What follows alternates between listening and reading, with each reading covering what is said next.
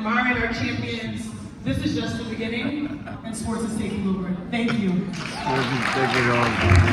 You know, breaking is a sport. So, You know, they just put your mind in it. just next to Madison Square Garden, the biggest arena, the world most famous arena, right? New York's one of the most important ones, and for hip hop culture for sure. But this arena is historic, so we can put it that way. You know, artists that everyone knows about, African American artists and international artists, have played here. So, and I also personally went to Knicks games here when I was a kid, like, you know, as a basketball, you know, so I saw the 80s Knicks playing at MSG, and that's an early memory for me. Right. Like with my dad and the family. Right. So it's been a productive day. I think the last time you guys saw Salim on the video was when he was letting me go. In Swahili they say asiyefunzwa na mama yake hufunzwa na ulimwengu. If you don't listen to your parents, the world will teach you. You learn the hard way. Like Vic? Yeah. It's time to forge a path. But actually, it's because Vic was ready to do that. If he wasn't ready, I'd make sure that he's taken care of. But he wanted to do that as well. So, Neil. Yes. So, yeah. It's been really going great. So far, so good. And I think I've really I don't know. I've been giving myself break. And it's good to talk positive of myself. But I feel like I've adjusted really quick. Oh, Vic's on it. And we also went to this event today, Unstoppable Africa. At the Marriott, like up on 44th, and there's a lot of different speakers, politicians, heads of state, and creatives, panels, creatives, presidents, African presidents. So, and it was good to meet people. We don't usually network like that, so we're venturing into, you know, this need that our organization has, you know, making an effort to connect. Where sometimes you can be very comfortable in your own space, but you have to outreach. That's true. Business. So yeah. And Vic was great at you know, networking, and we had the cards sorted. As always. Saw the space where we're presenting tomorrow. You know, for the first time. Right. With Guillaume, French photographer who has documented Inuka. So that's the vibe. It's a beautiful work. It's a beautiful work that we're doing, and I'm just learning to appreciate what we do. And there was a powerful speaker who said, I think as Africans, this is the Olympian, the 3-time champion holder. He said, I think we are accustomed to really not stand out and speak for what we do, even when it's great. We really underestimate it. There's a term he used, I don't know if you remember, but I think it was really powerful when he said he's just putting himself in a position to just be able to say, yeah, this is me. Was that the tech? See me. No, the sport guy from South Africa. Oh, okay, yes. The Paralympics. Yes, Brother, Travis. I forget it. Thank you. Yeah, Travis. I remember that. Yeah, and I think that really resonated with me. I've heard Salim speak a lot of times about, you know, Vic is not speaking enough to the work that he does or we do. We need your voice is the heart of the work. So, and but that it takes time and experience right. to talk to different people. Right. And this is one of those formative experiences where you get to interact with people from all over the world and all kinds of different disciplines, from NGOs to corporate, like, you know, forward-thinking Africa investment people, you know, like today. So you're meeting people from all over, and I am too. So it's really good for Inuka, and it's good for us too as brothers, like learning this business. Yeah, it's a different story when you're just in New York to learn how things work in New York. But I'm here for 2 missions. One, to learn how to navigate through New York, the biggest city in the world, and also just to learn more about networking, organizations, and resources as well that support the young people, because we work with the youth. And what I've heard most of the speakers talk about is the next biggest investment is not land in Africa, it is not gold, it is not education, but it's the youth. Yes. Which is the next biggest resource. Exactly. So I'm very privileged. You spoke well on that. I'm very privileged to be in a place where we are actually doing this work with the youth. And so being here has been a great eye-opener. Thanks to Salim who made this call. Show them with us in the foreground. Oh yeah, you can flip it. Yeah, it's better. This industry is $3 trillion. Africa is getting only 4%, maybe 3, between 9 to and $12 billion. So, so much to do. And Africa can make so much out of this idle capacity that unused, and with 1.4 billion population and average age of 19 of the continent. And on one side we are talking about critical minerals. The real critical minerals is the youth in Africa. So that needs to be in mind first. With that kind of talent and the capacity, this $3 trillion industry should be mostly used by the African countries and African people. Thank you. I'll say two things. One, we know that Africa is one of the fastest growing regions economically, but sports is growing twice as much as GDP of the continent. Sports is growing, the sports economy is growing at 8%. GDP in Africa is growing at an average of 3 to 4%. There is the opportunity to invest in sports. The second thing I'll say is we are all aspiring to become one Africa.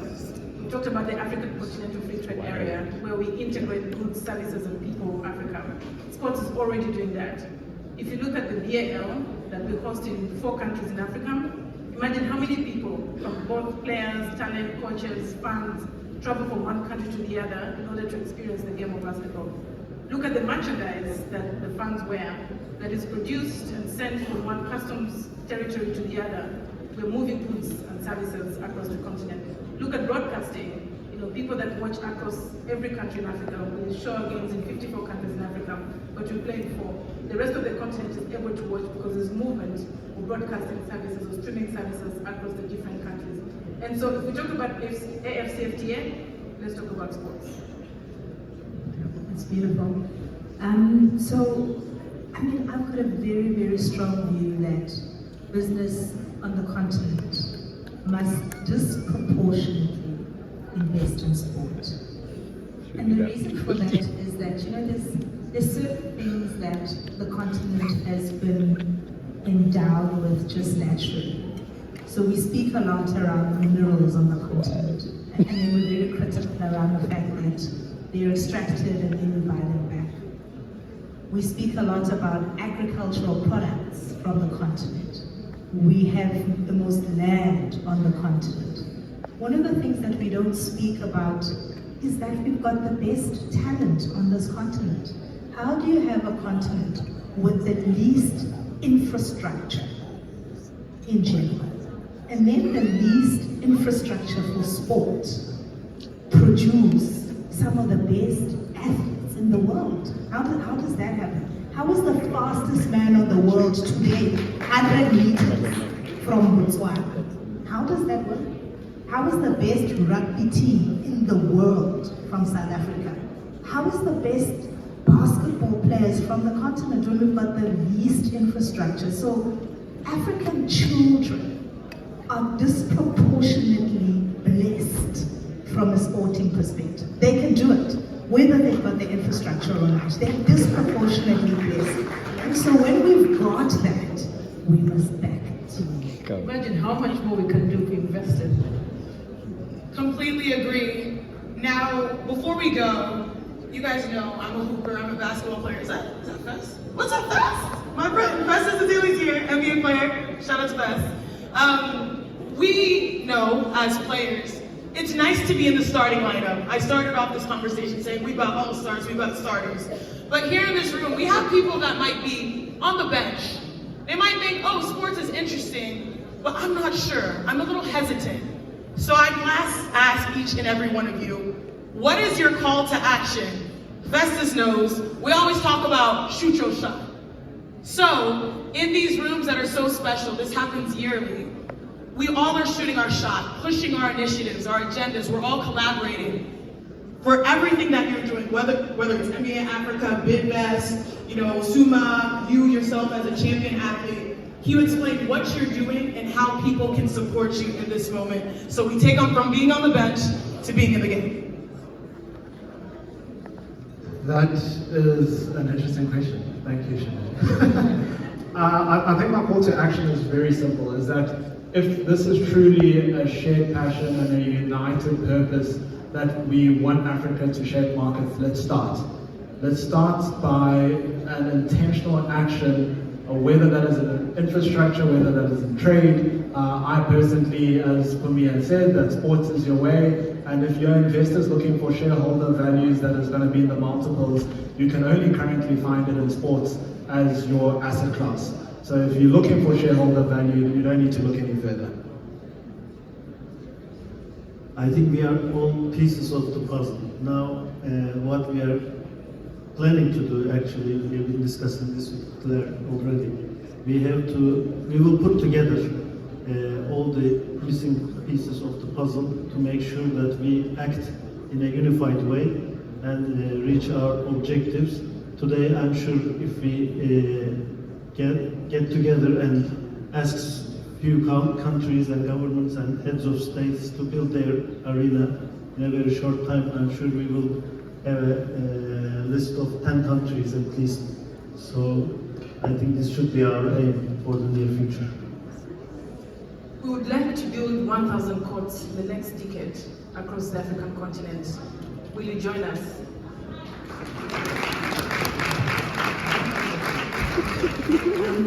My call to action is for business to put more money into sport, but apply our business principles and fundamentals, right? We work on outcome and output and KPIs.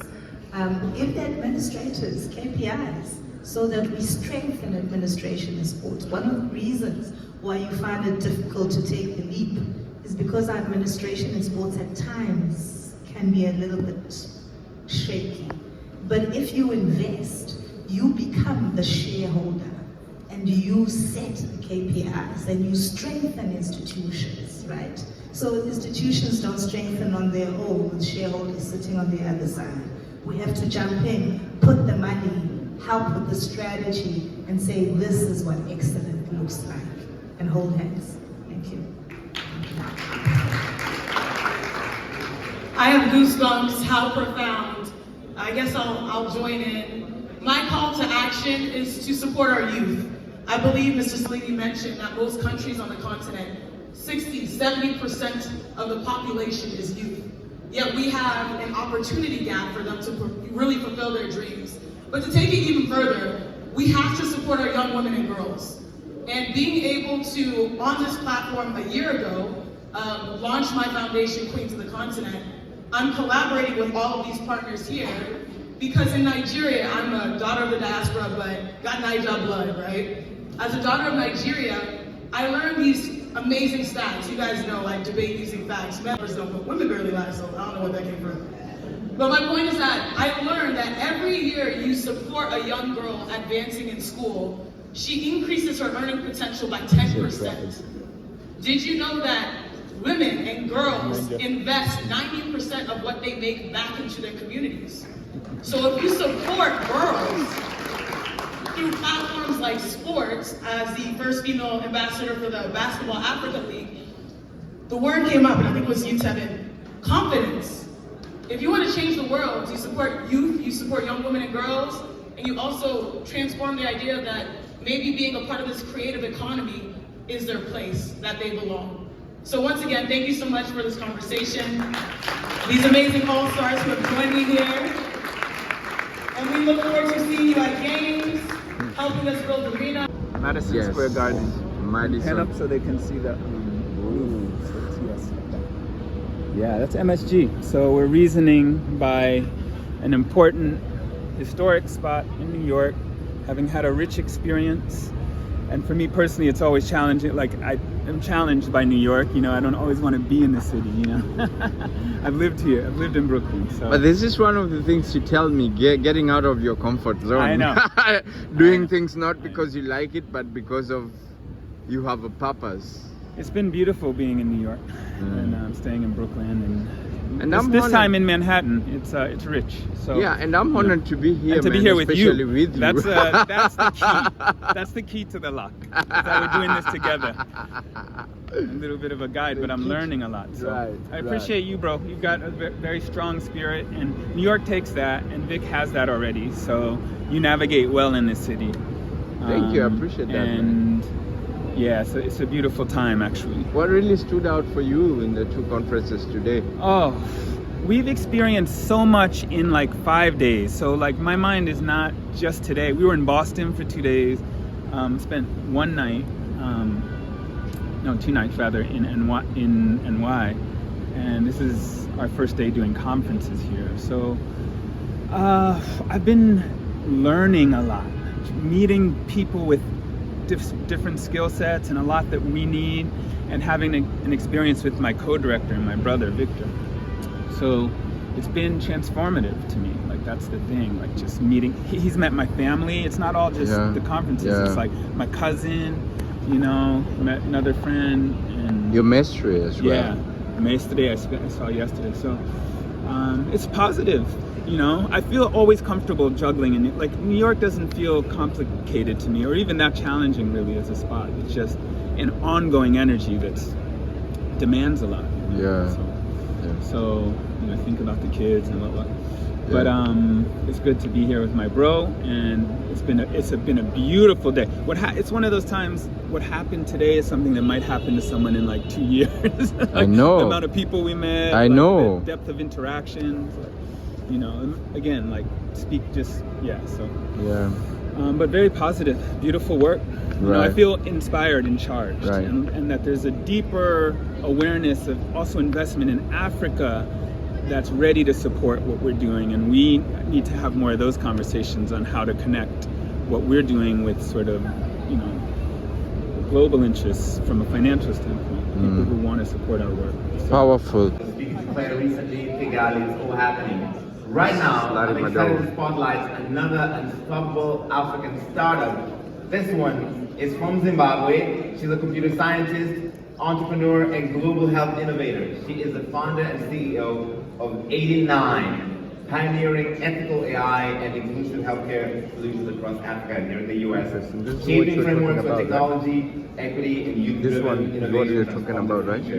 Of global health. Please put your hands together for Lindiwe Mudamiri. So, well, first of all, before we begin, I have a question for the audience. How many of you would let an AI-powered robot perform open heart surgery on you without a doctor in the room? Show of hands? No? Wait, Salim, would you? I didn't see the hand. Would you? So how many of you would allow an AI-powered robot to perform open heart surgery on you without a doctor in the room? Open heart surgery without a doctor in the room. No, man. Hands up. I wouldn't. No? Well, No hands? No hands? Not even one.